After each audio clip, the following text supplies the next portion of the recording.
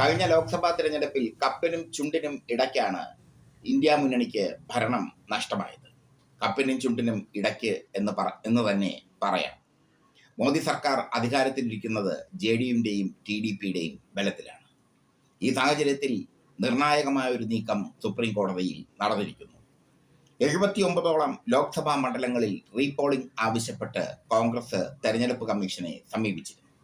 ഇവിടെയെല്ലാം EVM അട്ടിമറി നടന്നു എന്നാണ് കോൺഗ്രസിന്റെ ആരോപണം.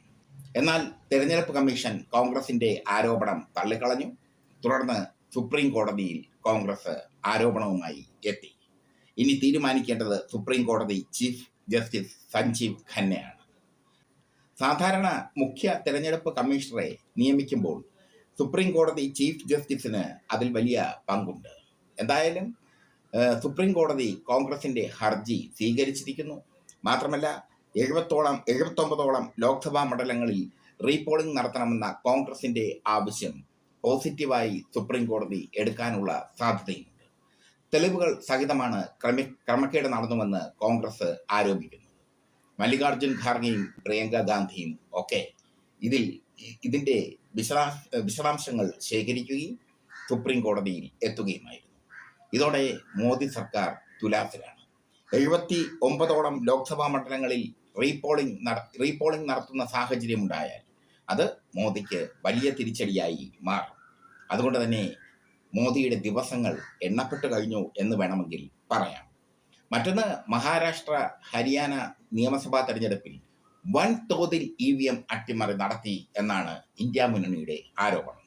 ഈ രണ്ട് സംസ്ഥാനങ്ങളിലെയും തെരഞ്ഞെടുപ്പ് റദ്ദാക്കണമെന്ന് ആവശ്യപ്പെട്ട് കോൺഗ്രസ് സുപ്രീം കോടതിയെ സമീപിച്ചു കഴിഞ്ഞു. ചുരുക്കത്തിൽ EVM അട്ടിമറി ഇപ്പോൾ വലിയൊരു ചർച്ചയായി മാറിക്കഴിഞ്ഞു.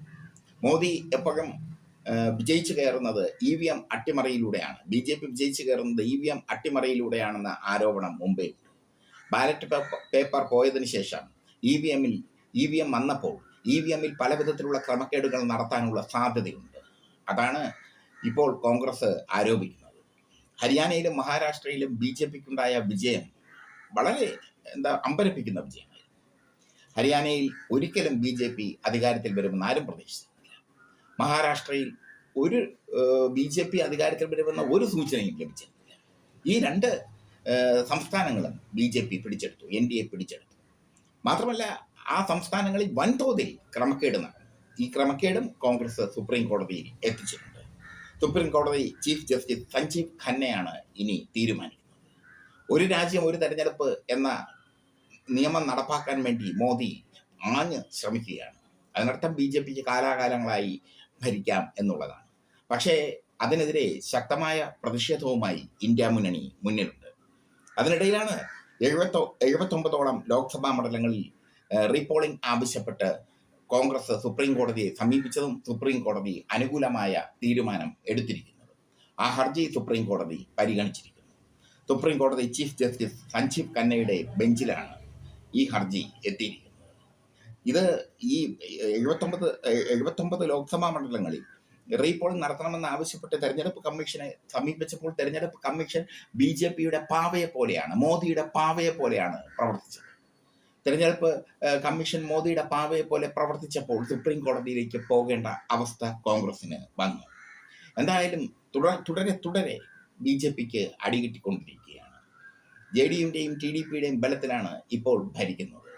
JDU ഇപ്പോൾ തുലാസിലാണ്. JDU BJP സഖ്യം വിച്ഛേദിക്കാൻ തയ്യാറെടുത്തു കഴിഞ്ഞു. ഈ സാഹചര്യത്തിലാണ് 79ഓളം ലോക്സഭാ മണ്ഡലങ്ങളിൽ റീപോളിംഗ് ആവശ്യപ്പെട്ട് കോൺഗ്രസ് രംഗത്ത് എത്തിയിരിക്കുന്നത്. മോദിയെ സംബന്ധിച്ചിടത്തോളം ഇനി അങ്ങോട്ടുള്ള നാളുകൾ കലുഷിതമായ നാളുകളായിരിക്കും.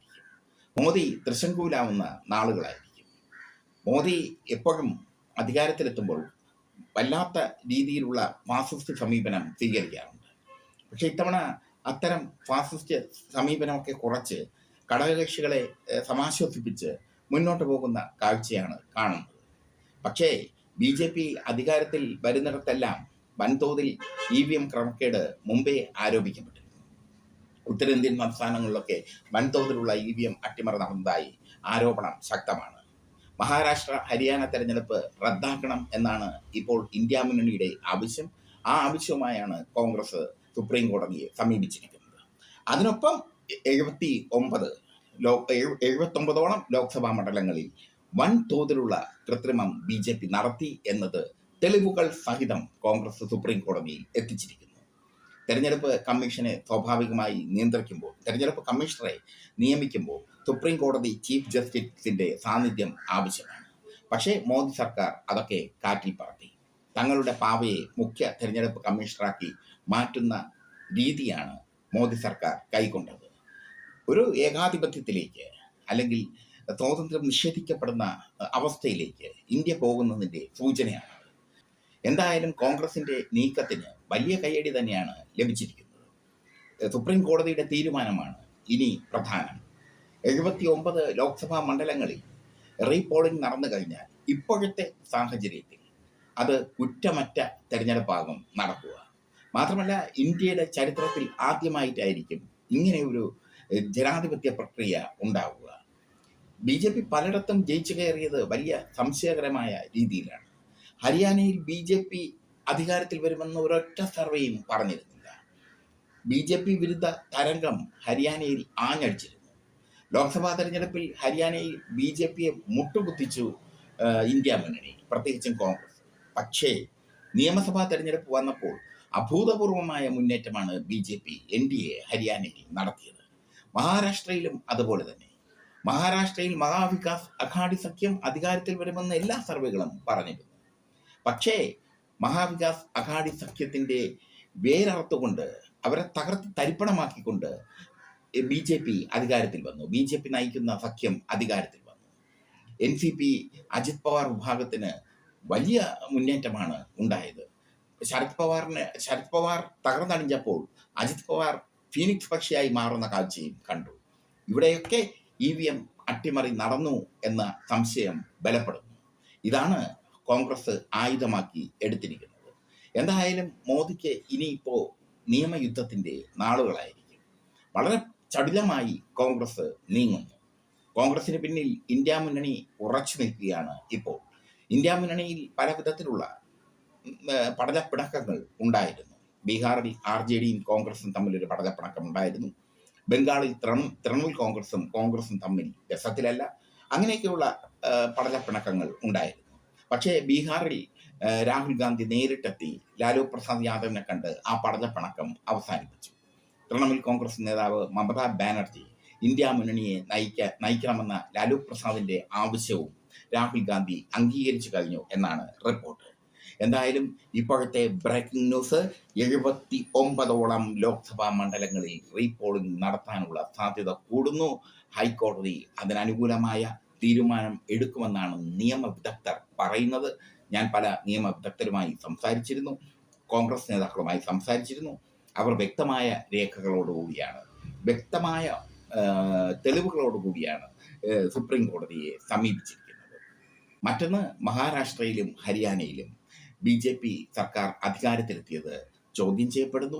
EVM ക്രമക്കേട് വലിയൊരു വിഷയമായി വീണ്ടും മാറിയിരിക്കുന്നു.